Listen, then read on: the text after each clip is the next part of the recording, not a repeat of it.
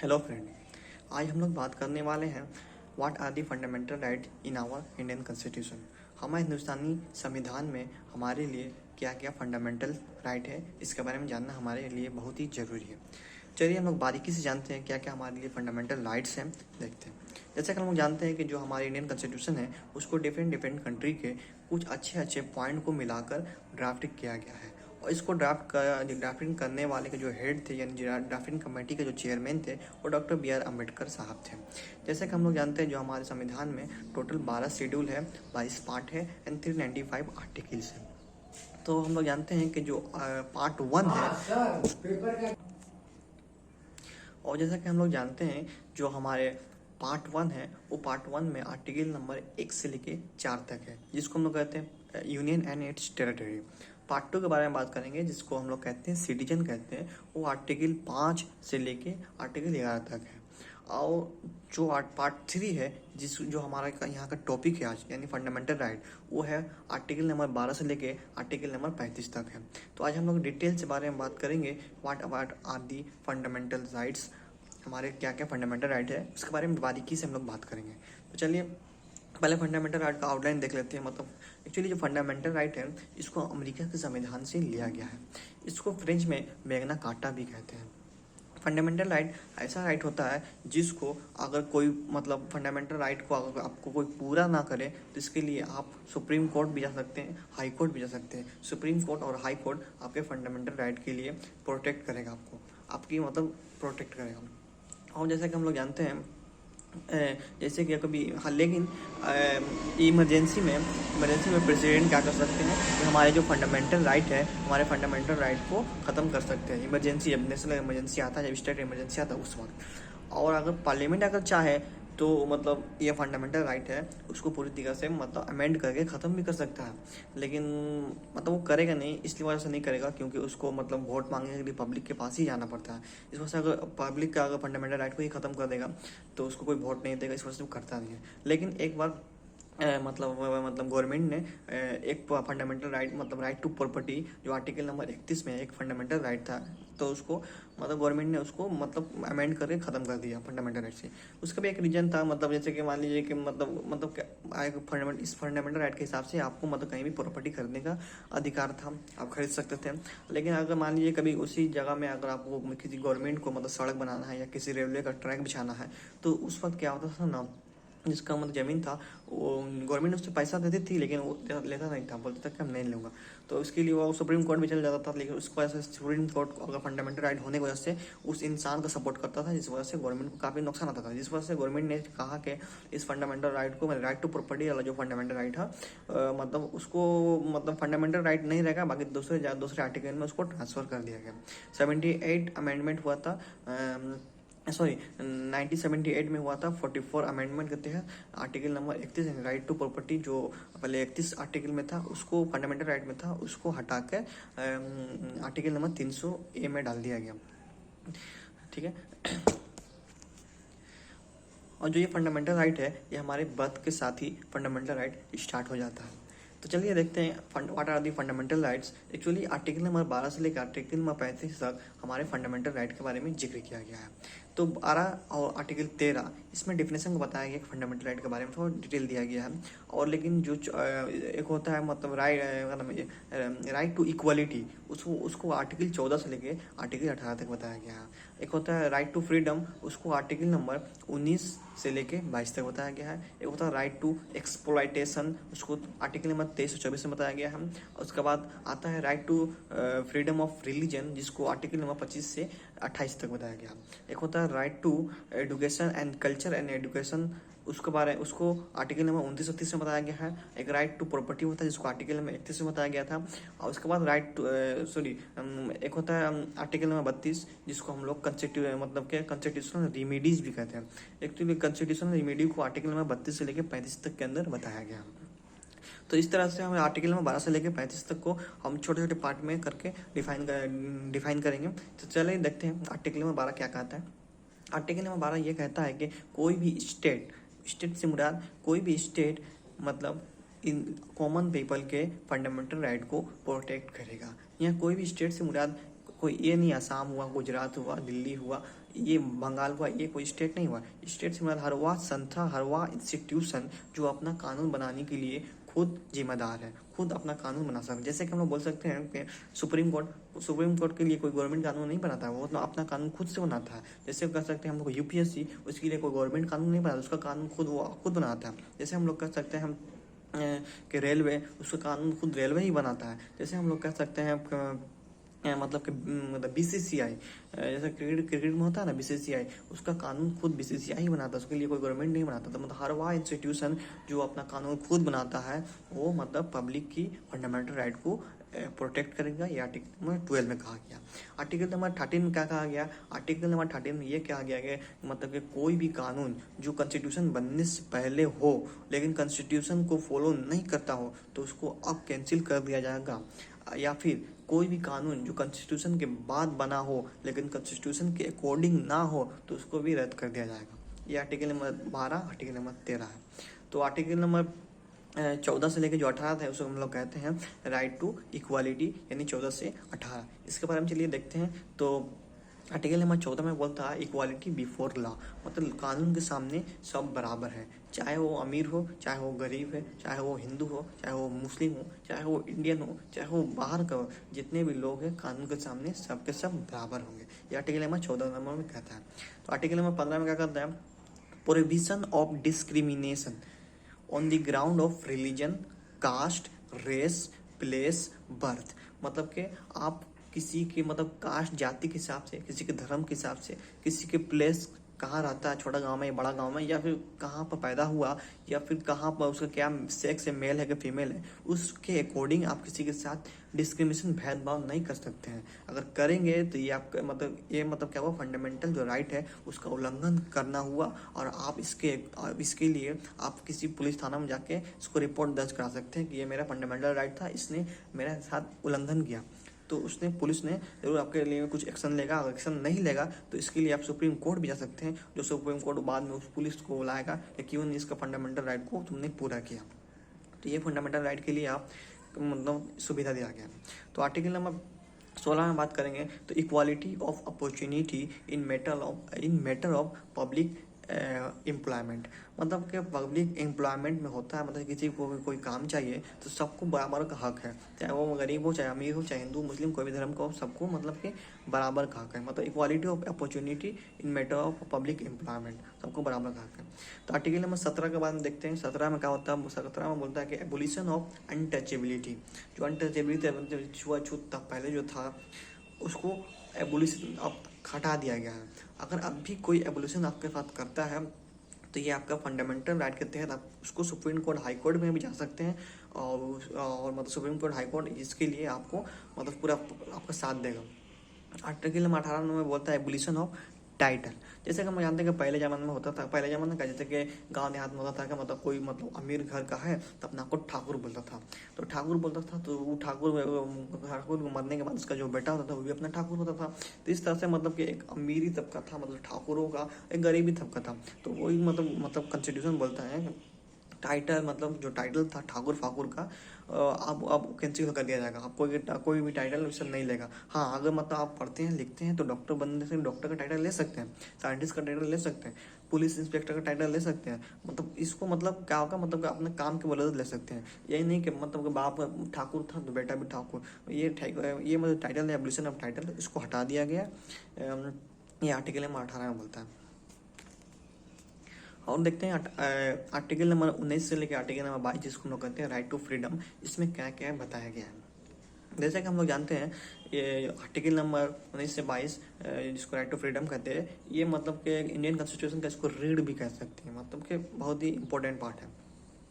इसमें क्या होता है, इसमें जो मतलब 19 नंबर आर्टिकल के अंदर 7 पॉइंट है।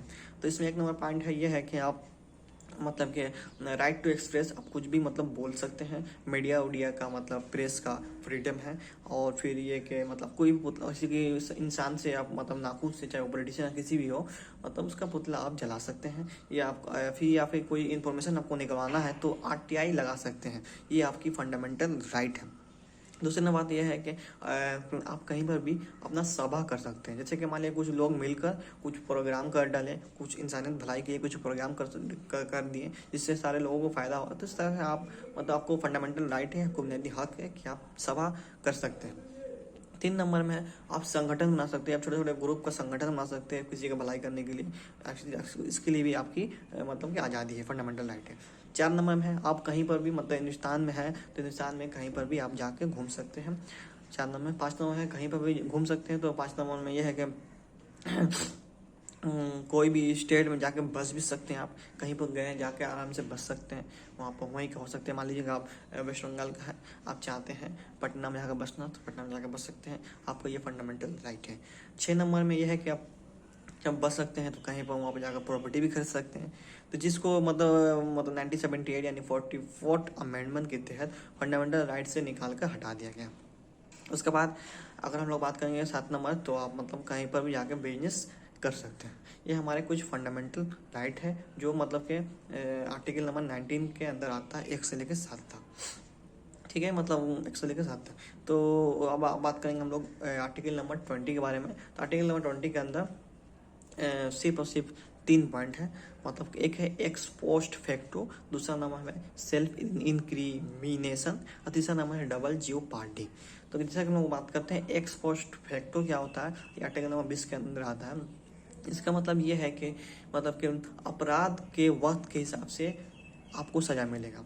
जैसे कि जैसे कि एक तो केस आया था दामनी का केस, उसमें 5-6 लड़के थे जिसमें मतलब कि रेप केस था, और मतलब कि 5-6 लड़के थे जिसमें से एक लड़का 17.5 साल का था।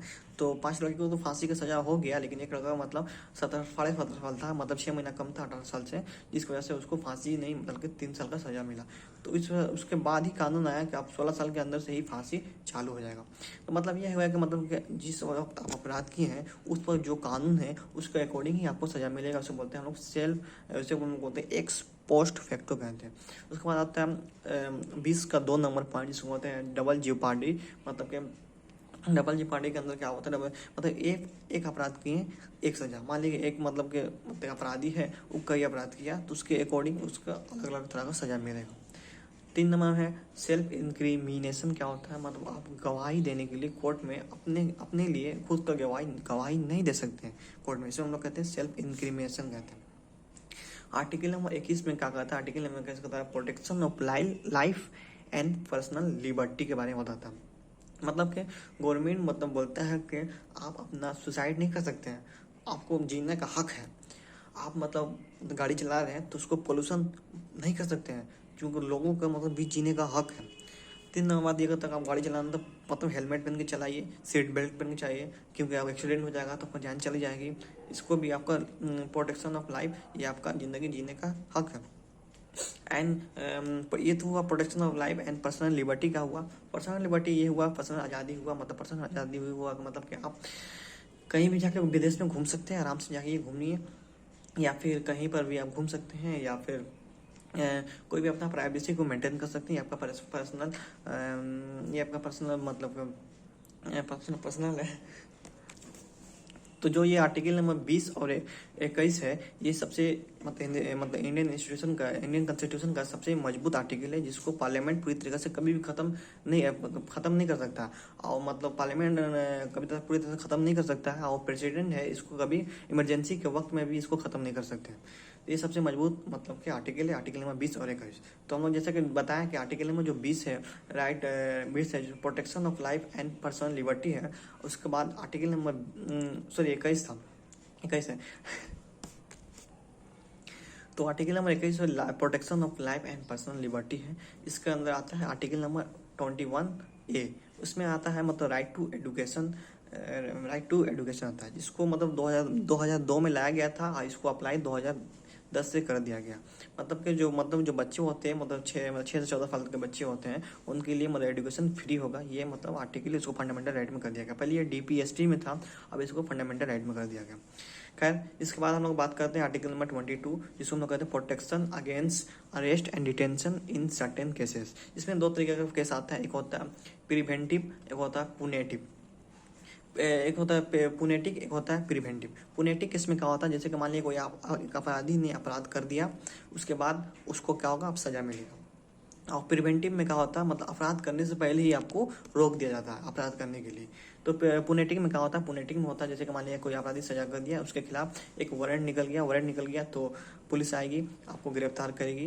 गिरफ्तार करने के बाद 24 घंटे के अंदर आपको मतलब कि मतलब जज के पास ले जाकर सामने करेगी। आप इसके लिए वकील भी रख सकते हैं। अगर केस आपके लिए वाकई मतलब साबित हो गया कि आप अपराधी हैं, तो मतलब जज आपको फैसला सुनाएगा, या तो जेल देगा या फिर बेल देगा।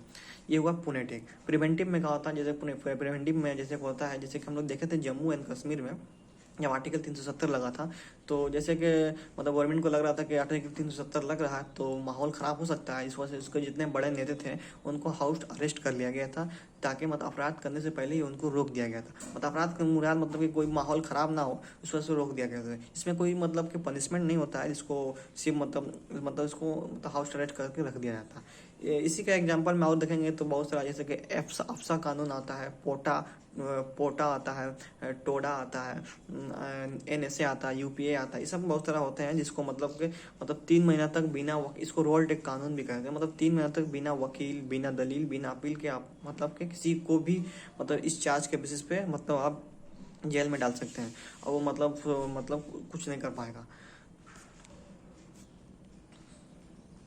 आर्टिकल नंबर 23 और 24 में आता है राइट टू एक्सप्लॉयटेशन।